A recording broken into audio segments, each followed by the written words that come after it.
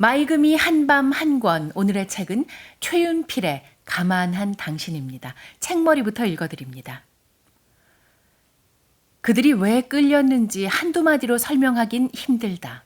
굳이 말하자면 차별과 억압과 무지와 위선에 맞서 우리가 마땅히 누려야 할 가치와 권리를 쟁취하고자 우리 대신 우리보다 앞서 싸워준 이들이라고 하겠다. 글을 깊이 읽은 내 친구는 그들을 생을 거의 완전 연소한 이들이라고 표현했다. 그는 글보다 먼저 사진 속 표정과 미소와 주름살들을 먼저 영접하곤 했다고 말했다.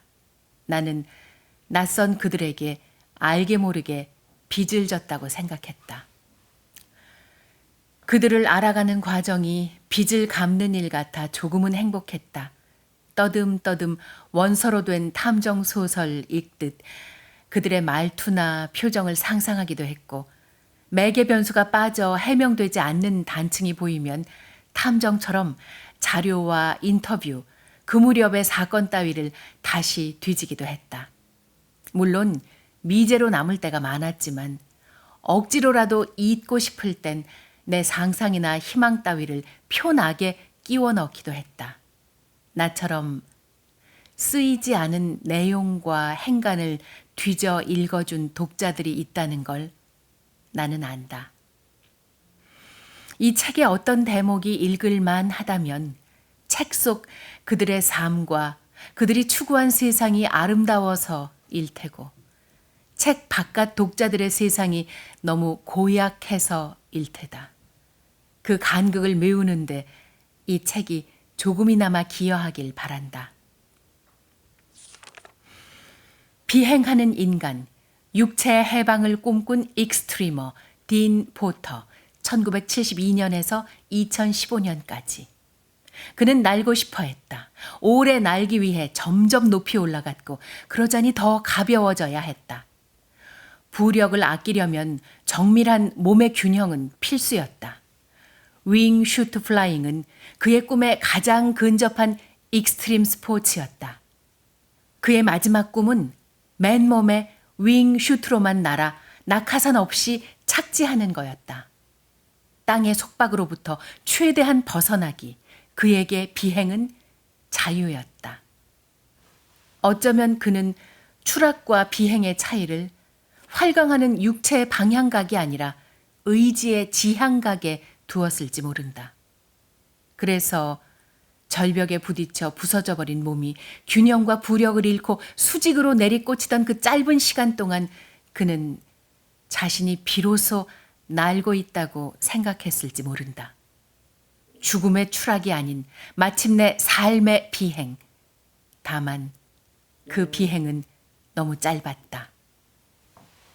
2009년 내셔널 지오그래픽이 뽑은 올해의 모험가 딘 포터가 2015년 5월 16일 요세미티 국립공원 윙 슈트 플라잉 도중 사고로 숨졌다.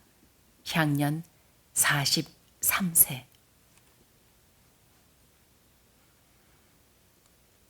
탐욕스러운 환경운동가, 노스페이스 창업자, 국가의 공헌을 기증하다.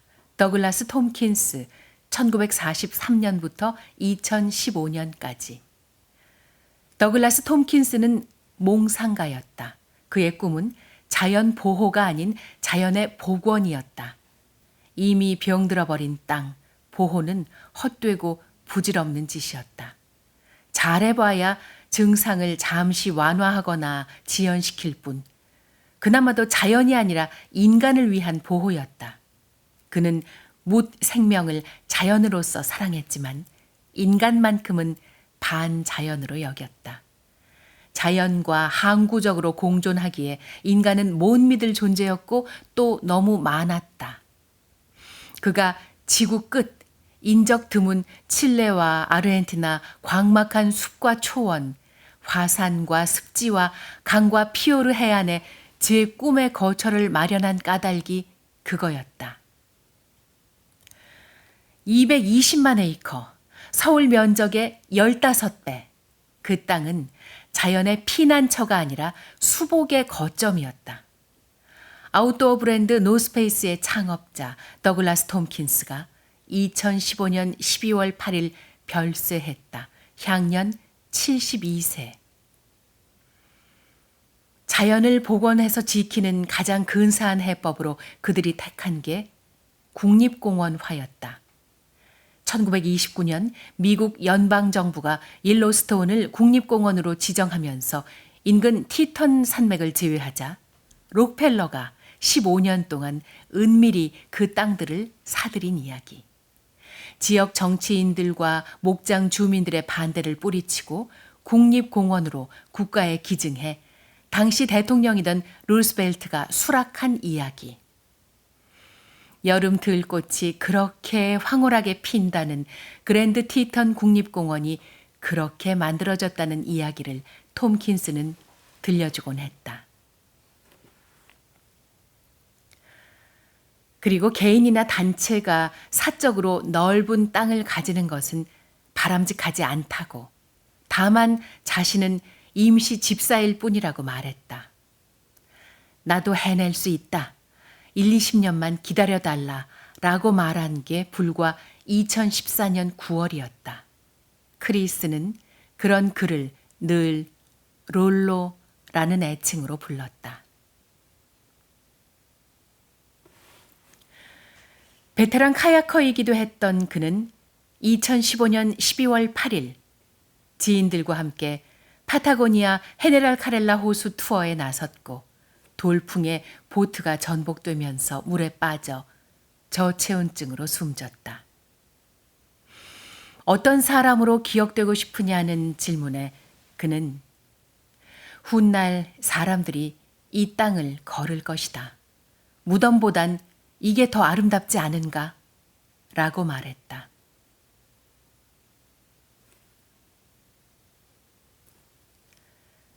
죽을 권리, 궁극의 자유를 찾아서 데비 퍼디 1963년부터 2014년까지. 죽음은 모든 생명의 두렵고 슬픈 숙명이지만 슬픔의 부피나 두려움의 양상까지 온전한 숙명은 아니다. 존엄사의 명분은 그 단순하고도 엄연한 사실 위에 있다. 숙명에 닿기까지 겁에 질려 질질 끌려가지 않겠다는 이들. 아무 희망 없이 몇 달, 몇 년 혹은 몇십 년을 고통 속에서 무기력하게 연명하다가 어느 날 숙명에 목 졸리기 싫다고 판단한 이름 없는 많은 이들이 오래전부터 그 장엄한 물길을 열어왔다. 그들은 종교와 윤리와 법과 관습에 맞서 자신이 믿는 바 개인의 가장 궁극적인 자유와 권리를 찾아 실천했다. 마침내 아직은 소수지만 그들의 판단과 선택을 존중하는 국가들이 생겨났고 그 주장에 귀 기울이는 공동체가 늘어나고 있다. 그는 친구의 6달 된 아기가 걷고 말하는 모습을 볼 수 있을 때까지 살고 싶어 했고 남편의 첫 솔로 음반이 만들어지는 걸 보고 또 듣고 싶다고 했다. 누구나처럼, 아니 누구보다 오래 살고 싶었지만 어쩔 수 없이 고통 속에 죽음을 기다려야 했던 그는 자신의 죽음보다 못한 삶을 세상 앞에 의도적으로 전시했다. 시한부 환자의 마지막 순간들, 그 죽음의 과정을 모든 영국 시민들이 보고 간접적으로라도 체험하기를 바랐고 영국 의회를 비롯하여 조력 자살에 반대하는 모든 정치인과 종교단체, 장애인단체 관계자들이 무언가 느끼기를 바랐다. 그럼으로써 국가와 사회와 법이 바뀌기를 바랐다.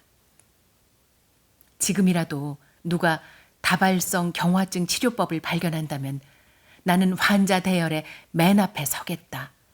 나는 이렇게 살고 싶지 않다. 문제는 내가 내 삶을 끝내고 싶어 한다는 게 아니라 지금과 같은 삶을 원하지 않는다는 것이다.